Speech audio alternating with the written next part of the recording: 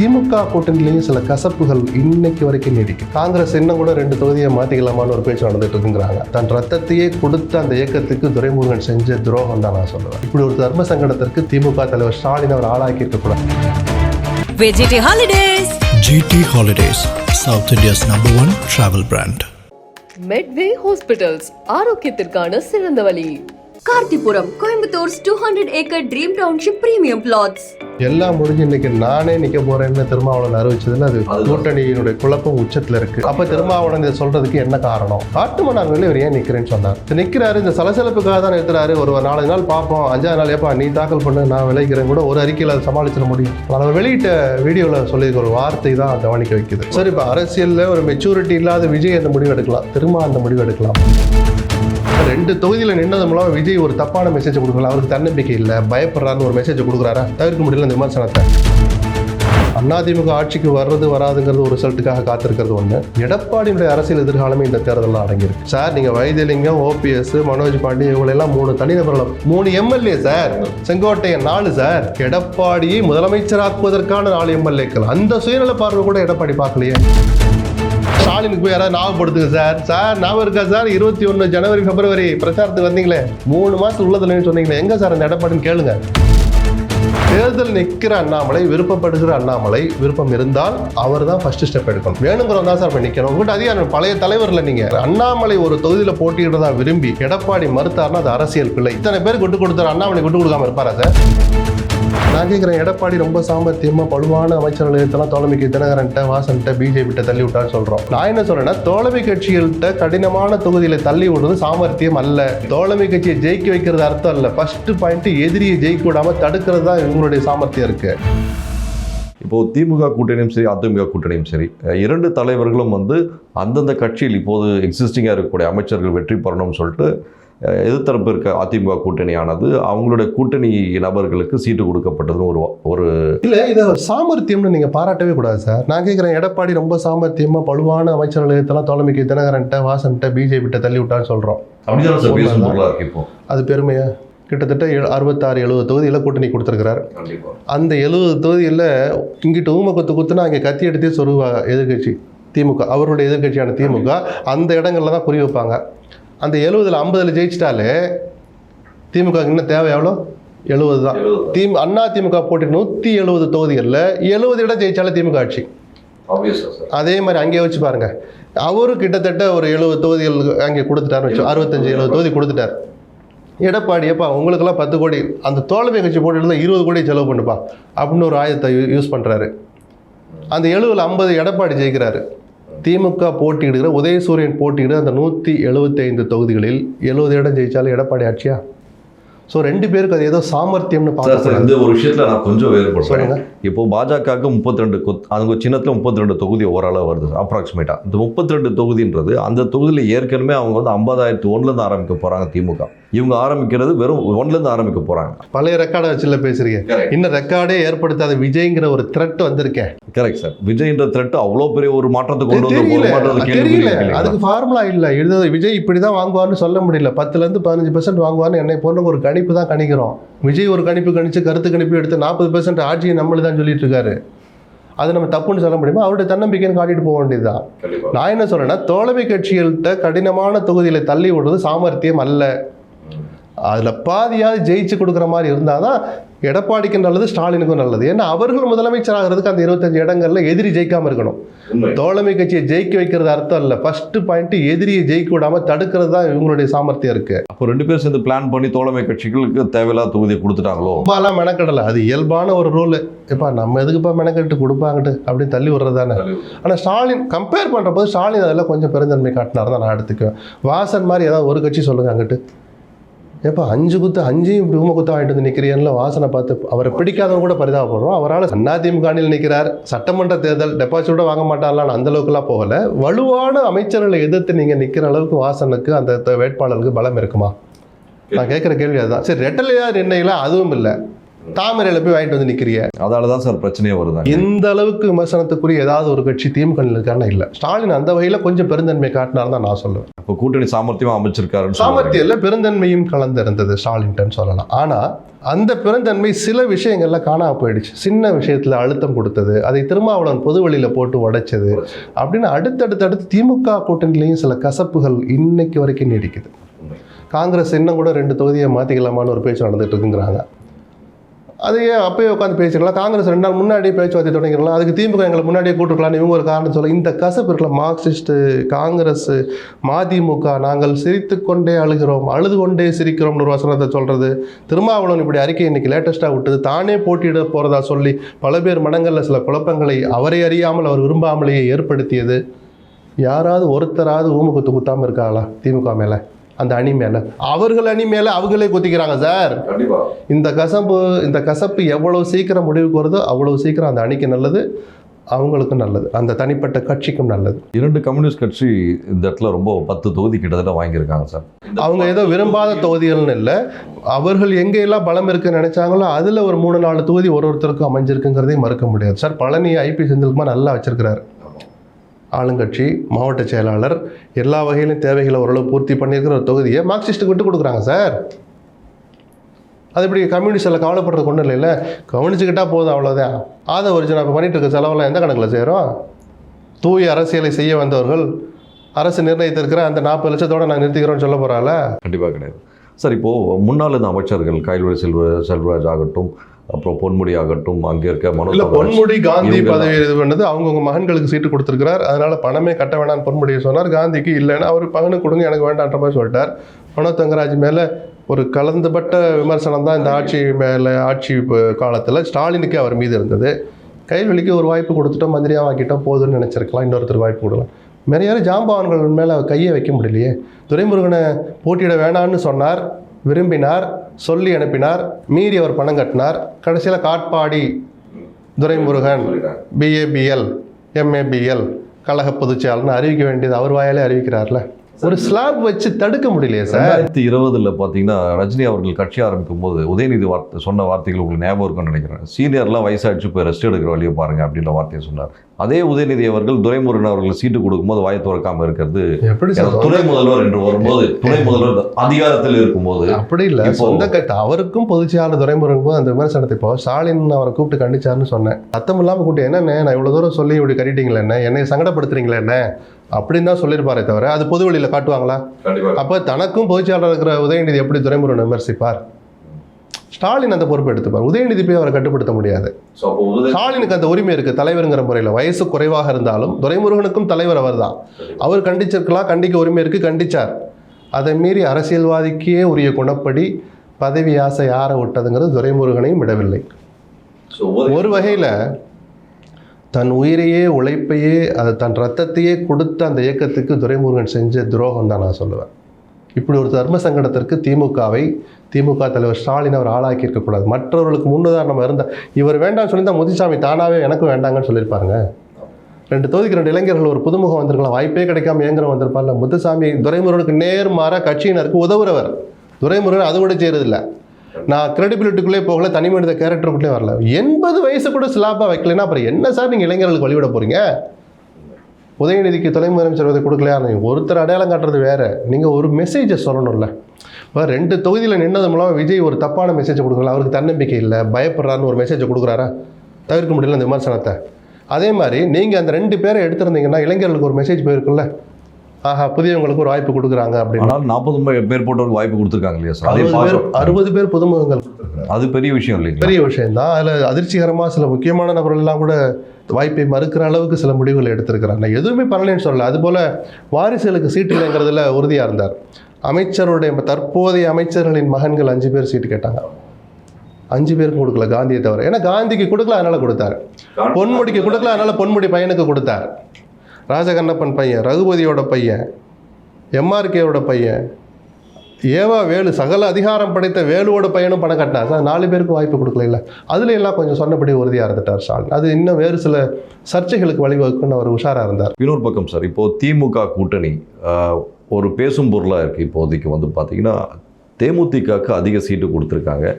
திருமாவளவன் அவர்களுக்கு 8 சீட்டு தான். இல்லை, அதையெல்லாம் தாண்டி வந்துட்டு தொகுதிகள் வரைக்கும் வந்த பிறகு இது அதுக்குள்ளே போகிறதுல அர்த்தம் இல்லை. அது கசப்புகள் இருந்தது. அந்த கசப்பு மட்டுமல்ல, சின்னங்கள் எந்த சின்னத்தில் போட்டியிடுங்கிறதுல அவர்களுக்குள்ள ஒரு கசப்பும் ஒரு எரிச்சலும் இருந்தது. அதை திருமாவளவன் வெளிப்படையாக அறிக்கையில் சுட்டி காட்டினார். அது அந்த கூட்டணிக்கு ஒரு பின்னடைவை ஏற்படுத்தியது. எல்லாம் முடிஞ்சு இன்னைக்கு நானே நிற்க போகிறேன்னு திருமாவளவன் அறிவிச்சதில் அது கூட்டணியினுடைய குழப்பம் உச்சத்தில் இருக்குது. அப்போ திருமாவளவன் இதை சொல்கிறதுக்கு என்ன காரணம்? எனக்கு கிடைச்ச தகவல் அவர் நிஜமாக போட்டியிட மாட்டார்னு தான் தெரியுது. அவருடைய உட்கட்சி விவகாரத்துக்கு ஒரு முற்றுப்புள்ளி வைக்கிறதுக்கு அங்கே சேஷ்டை அல்லது எல்லை தாண்டி குரல் எழுப்புறவர்களுக்கு ஒரு பாடம் புகட்டு இந்த ஆயுதத்தை கையில் எடுத்திருக்கிறாரோ? இல்லை, காட்டுமன்னார் கோயில் போட்டியிட அறிவிக்கிற மாதிரி அறிவிச்சுட்டு வேட்புமனு தாக்கல் பண்ணாருன்னா பார்ப்போம். அதை விட வாபஸ் வர நாள் வரைக்கும் கூட நான் காத்திருப்பேன். ஏன்னா இவர் ஒரு வேட்பாளரை நிறுத்த நினைத்ததாகவும் கட்சிக்குள் வேறு சிலர் அதை எதிர்பார்ப்பதாகவும் ஒரு தகவல்லாம் இருக்குது. அல்லது என்னை அங்கேருந்து மாற்றிடாதீங்கன்னு சிந்தனை செல்வன் கேட்டதாகவும் இதெல்லாம் வதந்திகளாக காதுக்கு வர்ற செய்திகள். ஷானவாஸ் எதற்கு நீக்கப்பட்டு அங்கே ஒரு அவருடைய தொகுதியை வாங்கியிருந்து ஷானவாசை மாற்றினா ஷானவாஸுக்கு தண்டனை கொடுத்துக்கான்னு பார்க்கலாம். அப்படி வாங்கின இன்னொரு 2 பொது தொகுதியில் ஒன்று திருப்பூர் திரும்ப வாங்கினார். ஏன் பாலாஜியை மாற்றினான்னு வாதிக்கலாம். இன்னொன்று பண்ருட்டி ஷானவாஸ் விரும்பினாரா, அதில் இருக்கிற சங்கடங்களை சொன்னாரா தெரியல. அகைன் அங்கே ஒரு சிறுபான்மையினர் தான் நிறுத்தி ஸோ அந்த கோட்டாவை கிளியர் பண்ணிட்டார். திரும்ப ஷானவாஸ் கொடுக்க முடியல, ஒரு அப்துல் ரஹ்மானை கொடுத்துட்டேன்னு சமாளிச்சிட்டார். காட்டுமன்னார் கோயிலில் இவர் ஏன் நிற்கிறேன்னு சொன்னார். சரி, நிற்கிறாரு, இந்த சலசலப்புக்காக தான் நிறுத்துறாரு. ஒரு 4 நாள் பார்ப்போம், 5ஆவது நாள் ஏப்பா நீ தாக்கல் பண்ணு, நான் விளைக்கிறேன் கூட ஒரு அறிக்கையில் அதை சமாளிச்சிட முடியும். ஆனால் அவர் வெளியிட்ட வீடியோவில் சொல்லியிருக்க ஒரு வார்த்தை தான் கவனிக்க வைக்குது. இந்த சட்டமன்ற தேர்தல் முடிந்த பிறகு தமிழ்நாட்டில் ஒரு புதிய அரசியல் சூழல் வரப்போகுதுங்கிறார். என்னது அந்த வார்த்தை தான் சார். அதுக்கான பாயிண்ட் நீங்க ஒரு தொங்கு சட்டசபை வரப்போகுதா? அந்த நேரத்தில் நான் இங்கே எம்எல்ஏ வந்து நம்மளுடைய எம்எல்ஏக்களை நான் கட்டுக்குள்ளே வச்சிருக்கணும். ஒரு அமைச்சர்கள் இடம்பெறுகிற சூழல் வந்தால் உங்கள் ஆதரவோடு அல்லது பொருத்தமாக இருக்கும், நான் ஆதரிக்கிற ஆள் இருக்கணும், நானே இருக்க வாய்ப்பு இருக்குன்னு நினைக்கிறாரா? எனக்கு தெரிஞ்ச திரும்ப அதிகார அரசியலை ஒரு பதவி வெறிபிடிச்சு அலைகிறவர் அல்ல. அதிகாரமே பதவியே இல்லாத போதும் தன்னுடைய போராட்ட குணத்தில் 1% கூட குறைத்து கொள்ளாதவர் தான் திருமாவளவன். அப்போ அதான் இந்த குழப்பத்துக்காக தான் சொல்றாரா, அல்லது அந்த வார்த்தையை இவ்வளவு வெளிப்படையாக சொல்றா அது அந்த கூட்டணிக்கு நல்லதா? தேர்தல் பிரச்சாரம் தொடங்குகிற நாளில் தொங்கு சட்டசபை வர வாய்ப்பு இருக்கு அல்லது அமைச்சரவையில் இடம் வர வாய்ப்பு இருக்கு, இது வரைக்கும் திரும்ப கேட்கல. ஆதவர்ஜனாக இருந்தபோது கேட்ட அளவுக்கு எங்களுக்கு கூட்டணி அரசில் பங்கு கொடுத்தால்தான் நாங்கள் கூட்டணிக்கு வருவோம்னு திரும்ப நிபந்தனை விதிக்கல.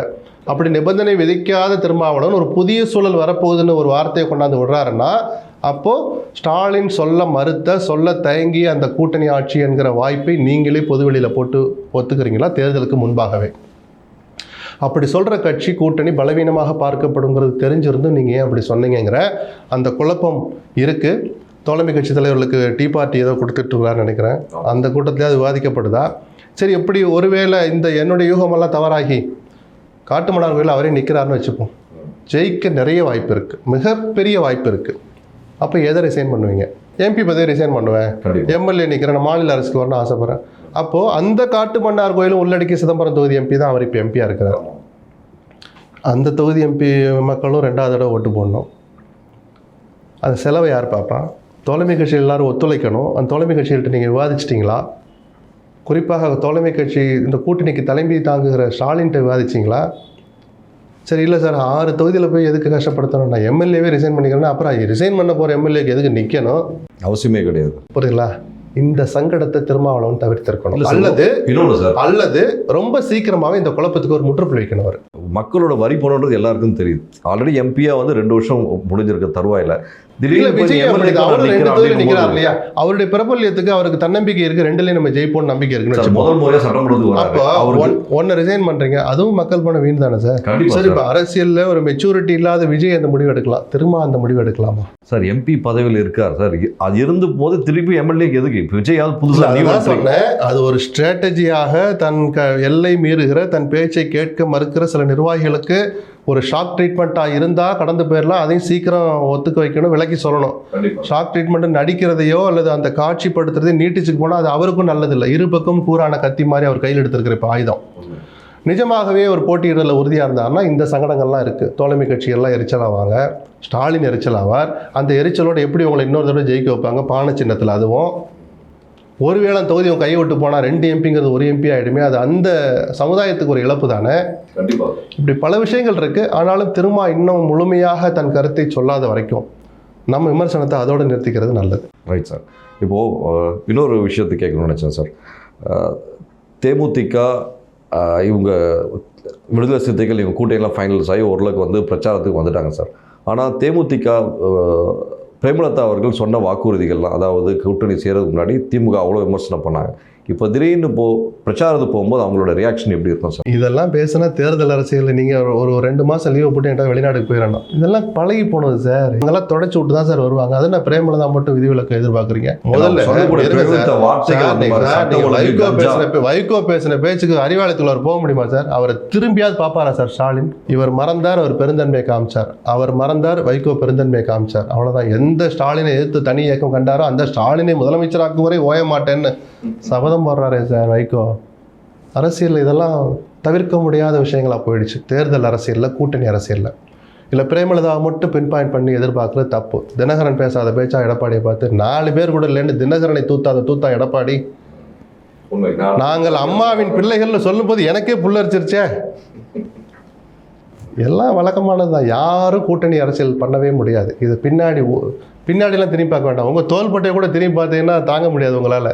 ஆமாம், அதனால் விட்டுருங்க, அந்த ரிஸ்கெல்லாம் எடுக்காதீங்க. அதிமுக பக்கம் முன்னாள் அமைச்சர்கள் Vaigai Selvan close to IPS வர இந்த தேர்தலில் அதிமுக ஆட்சிக்கு வர்றது வராதுங்கிறது ஒரு ரிசல்ட்டுக்காக காத்திருக்கிறது ஒன்று. எடப்பாடியுடைய அரசியல் எதிர்காலமே இந்த தேர்தலில் அடங்கியிருக்கு. இந்த தேர்தலில் அதிமுக தோற்றால் எடப்பாடி பொதுச் செயலாளராக நீடிக்க மாட்டார். அவர் மேலே வெறுப்பில் சொல்லலை, அந்த உள்ளூர நடக்கிற அந்த பேச்சுக்களெல்லாம் காதில் கலெக்ட் பண்ணிட்டு தான் நான் அந்த வார்த்தையை சொல்கிறேன். ஏன்னா இன்னொரு தோல்வியை அதிமுக தொண்டனும் சகிச்சுக்க மாட்டான். இப்போ ஓரளவு பெரிய மனசு பண்ணி தினகரனை ஒரு மேடையில் ஏற்றுறதுக்காக ஒத்துக்கிட்ட எடப்பாடி ஒரு 6 மாதம் முன்னாடி இந்த பெருந்தன்மைக்கு வந்திருந்தாருன்னா ஓபிஎஸ், சசிகலா இவங்கெல்லாம் இன்றைக்கி தனியாக போகிறதோ எதிர்கட்சியில் போய் சேர்றதோ நடந்திருக்காருல. செங்கோட்டையன் இழந்திருக்க மாட்டாங்க. வைத்தியலிங்கம் சார், நீங்கள் வைத்தியலிங்கம், ஓபிஎஸ், மனோஜ் பாண்டி இவங்களெல்லாம் 3 தனிநபர்களை 3 எம்எல்ஏ சார். செங்கோட்டையன் 4 சார். எடப்பாடியை முதலமைச்சராக்குவதற்கான 4 எம்எல்ஏக்கள். அந்த சுயநல பார்வை கூட எடப்பாடி பார்க்கலையே. இந்த கோபம் வரும்ல, இப்போ வந்துட்டு இருக்கு, வெளியில் காட்டலை. தேர்தலில் தோல்வி அடைந்தால் இதெல்லாம் குமரலாக வெடிக்கும். அப்போ அவருடைய பொதுச்செயலாளர் பதவிக்கு ஆபத்தாக வந்து முடியும். நான் ஏதோ என்ன சார் பிரச்சாரம் தொடங்குற நேரத்தில் இந்த மாதிரி சொல்லேன்னு சொல்லலை. இந்த விமர்சனத்தை இப்போ வைக்காமல் இருக்க முடியல. அந்த அளவுக்கு ஒரு அதிருப்தியில் இருக்கிறாங்க. இதை பார்த்த பிறகு எடப்பாடி இந்த பண விஷயத்தில் அவங்களை கொஞ்சம் திருப்திப்படுத்தணும். நீங்கள் நிறுத்துகிற உங்கள் கட்சி வேட்பாளர்களுக்கு நீங்கள் செலவு பண்ணுங்களேன். மாவட்ட செயலாளர்கள், மந்திரியாக இருக்கிறவங்க அவங்க பார்த்துக்குவாங்க சார். ஒரு 100 பேர் பார்த்துக்குவாங்க சார். ஒரு 70 பேருக்காவது ஒரு செய்யணும்ல. வேறு ஏதாவது திட்டமிட்ட ஏதாவது பிளான் இருக்குமா சார்? ஏன்னா மாஃபா பாண்டியராஜன் ஆகட்டும், சரஸ்வதி ஆகட்டும், அதுக்கப்புறம் இவர் ரஹீம் ஆகட்டும், இவங்கெல்லாம் அமைச்சராக இருந்தவங்க இல்லைங்களா? அவங்களுக்கே சரோஜாவுக்கு வாய்ப்பு இல்லை, தனபாலுக்கு இல்லை.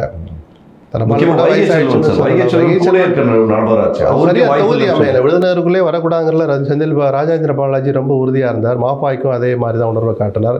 செல்வாக்கு மிக்க ஊரறிஞ்ச பிரபலமான கௌதமி இந்த மாவட்டத்துக்குள்ளே ஒரே மாதிரி தொகுதியை கொண்டு ஜான் பாண்டியனுக்கு ஒதுக்கி விட்டார். ராஜேந்திர பாலாஜி கில்லாடித்தனமாக அரசியல் பண்ணிட்டாரு. அதுக்கு எடப்பாடி இவ்வளோ இடம் கொடுத்துருக்கோம். ஆனால் கௌதமி அவர்களோட ஸ்டேட்மெண்ட் அவங்களுடைய வேர்டிக்ட் ஒரு சைட்ல இருந்து கேள்விப்பட்ட வரைக்கும் அந்த தொகுதியில் ஆல்ரெடி 6 மாசமா வேலை செஞ்சு இவ்வளோ செலவுகள்லாம் பண்ணியிருக்காரு. அவர் அப்செட்டில் தான் இருப்பார். ஏன்னா நீங்கள் ராஜேந்திர பாலாஜி ரைட்டு கட்சி நிஜமான தொண்டன் தல கருத்தர், அதில் எனக்கு மாறுபட்ட கருத்து இல்லை. அந்த ராஜேந்திர பாலாஜியும் பொதுச்செயலாளருக்கு கட்டுப்பட்டவர் தாங்கிற மெசேஜ் மற்ற மாவட்டங்களுக்கும் போய் சேரணும் சார். அவர் நினச்சதெல்லாம் சாதிக்கிறார். உள்ளே வரக்கூடாது, அதேமாதிரி வரக்கூடாது பண்ணிட்டாரு. அதை எடப்பாடி வேடிக்கை பார்க்குறான்னு ஒரு உணர்வு வருது. அப்போ விருதுநகரில் எங்கே சார் நீங்கள் ஒரு இதாக பண்ணுவீங்க? தேமுதிக வர போய் சேர்ந்துருச்சு. விருதுநகரில் அங்கே ஏற்கனவே அவங்க தங்க செல்வாக்க அவ்வளவு நெருக்கடி கடையில் நிரூபித்தவங்க. ஸோ திமுக அணிக்கான அவ்வளோ இங்கே கூட்டிகிட்டே போதா? இத்தனை அதிருப்தி இருந்தால் இப்போ வைகை செல்வன் ஆதரவாளர்களோ அவங்க ஒன்றும் வேறு கட்சிக்காரவங்க இல்லை, மார்க்சிஸ்ட் லெனினிஸ்ட் கிடையாது. அவனும் அதிமுககாரன் தான். மாஃபாய்க்குன்னு ஒரு செல்வாக்கு இருக்குல்ல, அவர் சமுதாயம் இருக்குல்ல. இல்லை திமுக நிர்ணயிக்குதா? அப்படி எடுத்துக்கலாமா? இல்லை அப்படிலாம் நான் குற்றச்சாட்டு சொல்ல விரும்பலை. ஏன்னா அந்த தொகுதியை பற்றி இது எதுன்னு சொல்ல விரும்பலை. அந்த தொகுதியை பற்றி பின்னணி தெரிஞ்சனால இவ்வளோ தூரம் நான் சொல்கிறேன். சொல்றீங்க சார். பட் ஆனாலும் வந்து இது எங்கேயோ அது ஏற்கனவே டைப் இருக்குன்னு நானே சொன்ன வந்தானே. ஊழல் வழக்கு போட்டு 3 மாசத்துல உள்ளதில் வேணார் ஒரு எஃப்ஐஆர் கூட போடல எடப்பாடி மேலே. அடுத்த தேர்தலே வந்துடுச்சு சார். ஸ்டாலினுக்கு போய் யாராவது ஞாபகப்படுத்துங்க சார். ஞாபகம் இருக்கா சார்? 21 ஜனவரி பிப்ரவரி பிரச்சாரத்துக்கு வந்தீங்களே, 3 மாசத்துல உள்ளதில்லைன்னு சொன்னீங்களே, எங்க சார் அந்த எடப்பாடின்னு கேளுங்க. ஜெயலலிதா அம்மையார் கொலை வழக்கை பற்றி அதுவாவது சார், அதுவாவது ஆதாரங்களின் அடிப்படையில் கிரிமினல் லா அப்படி நிரூபிக்க வேண்டிய சில விஷயங்கள், சாட்சிய சட்டங்கள்னு பல இருக்கு. இது black and white paper sir. அந்த பேப்பர் உங்கள் கையிலே இருக்குது சார். ஒரு எஃப்ஐஆர் கூட போடலையே சார். Right sir. இப்போ பாஜக கதைக்கு வருவோம் சார். திரு அண்ணாமலை அவர்களுக்கு ஏன் சீட்டு வழங்கப்படவில்லை? அவர் கேட்டாரா, கேட்டு மறுத்தாரா? இவர் எந்த தொகுதின்னு சொன்னாரா, அந்த தொகுதியை கொடுக்க எடப்பாடி மறுத்தாரா? இது ஒரு பார்வை. எல்லார்ட்டையும் ஒரு பார்வை கேட்டிருப்பார். கோர் கமிட்டி கூட்டம் நடக்குது, அண்ணாமலையும் அந்த கூட்டத்தில் கலந்தா. திருச்சியில் ஒரு கூட்டம் நடந்துச்சு, மதுரையில் நடந்துச்சு, சென்னையில் நடந்துச்சு. இந்த எந்த கூட்டத்தில் நயினார் நாகேந்திரன் அண்ணாமலை நீங்கள் நிற்கிறீங்களா அப்படின்னு கேட்டாரா? இல்லை தலைவரை மதித்து அண்ணாமலை போய் தலைவரே நான் இந்த தொகுதியில் நிற்கிறேன், எனக்கு இந்த தொகுதி வேணும், நீங்கள் லிஸ்ட்டு கொடுக்குறப்போ அதை சேர்த்து கொடுங்கன்னு சொன்னீங்களா? இத்தனை கேள்வி நான் எழுப்புறேன், பதில் தெரியலன்ற நம்ம இது தெரியாத போது பின் பாயிண்ட் பண்ணி நான் குற்றச்சாட்டு சொல்ல விரும்பலை. ஆனால் தேர்தல் நிற்கிற அண்ணாமலை, விருப்பப்படுகிற அண்ணாமலை, விருப்பம் இருந்தால் அவர் தான் ஃபர்ஸ்ட் ஸ்டெப் எடுக்கணும். வேணுங்கிறவங்க தான் சார் போய் நிற்கணும். உங்கள்கிட்ட அதிகாரம் பழைய தலைவரில் நீங்கள் கண்டிப்பாக sir for simple calculation Kovai வடக்கு தெற்கு அதுக்கப்புறம் கவுண்டம்பாளையம் பல்லடம் இந்த பெட்டில் பார்த்தீங்கன்னா 2024 அதிகமாக வாக்கு வாங்கியிருக்கு பாஜக. அதிமுகவோட அதிக வாக்கு, அது நம்ம உண்மையை ஒத்துக்கணும். அப்படி இருக்கும் தருவாயில் ஒரு ஒப்பீனியன் கால் தலைவரோ இல்லை கூட்டணி தலைவரோ வந்து கேட்டிருக்கலாம் இல்லையா? கேட்டாங்க அண்ணாமலை கிட்ட. இது கேட்கப்படலைன்ற வார்த்தை வந்து அந்த தரப்புலேருந்து ரெண்டு வார்த்தையும் நான் சொல்லிட்டேன். நயினார் நாகேந்திரன் அவரும் ஒரு மாநில தலைவராக இருந்தவர். இன்னைக்கு பிஜேபி ஜெலிஜெலுன்னு இருக்குன்னா அதுல பெரும்பங்கு அண்ணாமலைக்கு இருக்குங்கிற அந்த மரியாதை மனசுல இருந்தா தான் தலைவராக இருக்கான்னு கூட பரவாயில்ல, கேட்கறது ஒன்றும் கௌரவ குறைச்சல் இல்லை. நயினார் நாகேந்திரன் கேட்டாரா? கேட்டு இல்லை தலைவரை நான் நிற்கலன்னு அண்ணாமலை சொன்னாரா? இல்லை தொகுதி வேணும்னு நினைக்கிற ஒரு தலைவரை கேட்குற போது பட்டியல், ஏன்னா பட்டியல் எடுத்துகிட்டு போகிற அதிகாரம் நயினாருக்கு தான், அண்ணாமலைக்கு பழைய மாதிரிலாம் கிடையாது. வெக்கத்தையெல்லாம் தள்ளி வச்சு உங்களுக்கு சீட்டு வேணும், நீங்கள் தான் சார் கவுண்டம்பாளையத்தை கேட்டு வாங்க, நான் நிற்க போகிறேன் சொல்லியும் நயினார் கேட்கலையா? இதெல்லாம் வெளியில் வந்தால் தான் நம்ம யார் தப்பு பண்ணான்னு விவாதிக்க முடியும். சார் நயினார் அவர்கள் பொறுத்தவரை ஈஸி அக்சசபிள் பர்சனாக இருக்கார், டவுன் டு எர்த்துன்ற மாதிரி தான் கட்சியில் மட்டும் நான் கேள்விப்பட்ட வரைக்கும், ஆனால் பார்த்த வரைக்கும் நானே ஒரு 2-3 தடவை சந்திச்சிருக்கேன். அவ்வளோ நல்லா ஃப்ரெண்ட்லியாக பழகக்கூடிய மனிதன். அப்படி இருக்கும் தருவாயில் இவர் அவாய்ட் பண்ணியிருக்காரு அப்படின்ற மாதிரி சில நிரூபிச்சாதான் நம்ம அதை பேசணும். அது உள்கட்சி விவகாரத்தை போய் நம்ம ஆதாரத்தை எடுத்துட்டு ஒருத்தருக்கு சாதகமாக ஒருத்தர் அப்படியெல்லாம் பேச வேண்டாம். பொது பார்வை பார்க்குறேன். அண்ணாமலை ஒரு தொகுதியில் போட்டியிடுறதா விரும்பி எடப்பாடி மறுத்தாருன்னா அது அரசியல் பிழை. ஏன்னா அண்ணாமலை நீங்கள் சந்தோஷமா வச்சிருந்தா தான் அண்ணாமலைக்காக அங்கே இருக்கிற லட்சக்கணக்கான இளைஞர்கள்ல ஒரு 30,000 40,000 50,000 பேராவது அண்ணாதிமுக ஓட்டு போடுவான், அந்த அணிக்கு ஓட்டு போடுவான். நீங்கள் அண்ணாமலையை சீண்டுனீங்கன்னா அவருக்காக அந்த கட்சியில் இருக்கிறவர்கள் எப்படி அந்த கூட்டணிக்கு ஓட்டு போடுவாங்க? இந்த அரசியல் புரியாதவர் அல்ல எடப்பாடி. அந்த பாயிண்ட்ல இருந்து நான் வர்றேன். அண்ணாமலைக்கு இந்த தொகுதியை கொடுங்கன்னு கேட்டு எடப்பாடி மறுத்திருக்க மாட்டார். சார் நயினார் பொறுத்த வரைக்கும் அண்ணாமலைக்காக கண்டிப்பாக நிறைய இடத்துல பேசிட்டு இருக்கார், சப்போர்ட்டிவாக பேசுகிற இன்னி வரைக்கும். இந்த விஷயத்துக்காக இந்த தொகுதி 2 தொகுதி அலாட்மெண்ட் பண்ணலான்ற சஜஷனும் கொடுத்த மாதிரி ஒரு தகவல் வந்திருக்கு. இந்த மாதிரி தகவல் இதை நம்பி நான் பேச முடியாது சார். அப்படின்னா பொது வெளியில போட்டு உடங்க சார். அண்ணாமலை கொஞ்சம் துணிச்சல்காரர். நான் கவுண்டம்பாளையத்தை கேட்டேன், சிங்காநல்லூரை கேட்டேன், 2ஐயும் கொடுக்க மறுத்தது அதிமுக. எனக்கு கேட்டு வாங்கி கொடுத்ததை தவிர்த்தார் நயினார் நாகேந்திரன் என் மீதுள்ள வெறுப்பின் காரணமாக. சொல்லட்டும், இல்லை அவருக்கு தான் பல ரூட் இருக்கு, சோசியல் மீடியாவிலலாம் கிளப்பி விடுவார், லீக் பண்ணி விடுவார்ல, கிளப்பி விடுங்க சார், ஆதாரத்தை விடுங்க சார். அப்படி எதுவும் வராத போது இவங்க தான் தப்பு செஞ்சாங்க அப்படின்னு நம்மளால் சொல்ல முடியலங்கிறனால என்னுடைய பார்வை அண்ணா எல்லா தலைவர்களுக்கும் எடப்பாடி இடம் கொடுத்தார். தெற்கில் நான் செந்தில் பாலாஜி வர்ற மாதிரி இருக்கு, நான் வடக்குக்கு போயிருக்கிறேன், வானதிக்கு வடக்கு கொடுக்குறார். திருநெல்வேலி ஜெயிச்சாலும் 500ல் ஜெயிக்கிறேன், தோத்தாலும் 500 ஓட்டில் ஜெயிக்கிறேன், எனக்கு வேண்டானே ரிஸ்க்கு, நான் சாத்தூர் போகிறேன், சாத்தூரை கொடுக்குறார். அதிமுக வலுவாக இருக்கிற தொகுதி, அமமுக சேர்ந்த பிறகு வெற்றி உறுதியாக இருக்கிற தொகுதியை விட்டு கொடுக்குறாரு சார் எடப்பாடி நயினார் நாகேந்திரனுக்காக. கட்சியுடைய மாநில தலைவர் கொடுக்குறாரு. தாராபுரம் போனோட நான் போனோட தோத்துட்டேன். கட்சி தலைமை நான் மத்திய அமைச்சராக இருந்தாலும் பரவாயில்ல, அசம்பிளியில் நிற்க சொல்கிறாங்க, அவினாசி கொடுங்கிறார். அதிமுகவின் கோட்டை எடப்பாடி விட்டு கொடுக்குறாரு சார். ஏன் சார் இத்தனை பேருக்கு விட்டு கொடுத்தாரு, அண்ணாமலை விட்டு கொடுக்காம இருப்பாரா சார்? அதுதான் சார் சந்தேகத்தை எழுப்பு. அந்த சந்தேகத்துக்கு ஆதாரத்தை பொது வழிக்கு வரட்டும், நம்ம அப்புறம் பேசுவோம். இப்போது டிடிவி அவர்களும் சரத்குமார் அவர்களும் வந்து நாங்கள் நிற்கிறதுக்கு இன்ட்ரெஸ்ட் இல்லை அப்படின்ற வார்த்தையை பதிவு பண்ணுறோம். இதில் 2 பேரையும் ஒப்பிட வேண்டாம். இந்த 2 பேரையும் ஒப்பிட வேண்டாம். தினகரன் 2021 இந்த வார்த்தையை சொன்னார், நான் போட்டியிடலை, என்னுடைய கட்சிக்காரர்களுக்கு நான் வாய்ப்பு கொடுக்க தயார். எடப்பாடி கொஞ்சம் நிம்மதியாக முதலமைச்சர் வேட்பாளர் என்கிற அந்த பயம் இல்லாமல் அதை நடத்தட்டும்னு அப்போ சொன்னார். இப்போ அந்த வார்த்தையை பயன்படுத்தலை தவிர அவர் கம்ஃபர்ட்டாக எலெக்ஷனை தொடரட்டும். ஏன்னா முதல் தலைமை கழகத்துக்கு அனுப்பி ஒப்பந்தம் போகிறார் தினகரன். 9 ஆண்டுகளுக்கு பிறகு தலைமை கழகம் வந்தார் அப்படின்னு. எடப்பாடி கொஞ்சம் ஃப்ரீயாக தேர்தலை சந்திக்கட்டுங்கிற பெருந்தன்மை ஒன்று. ஏற்கனவே சீட்டு கம்மியாக கொடுக்குறாங்க.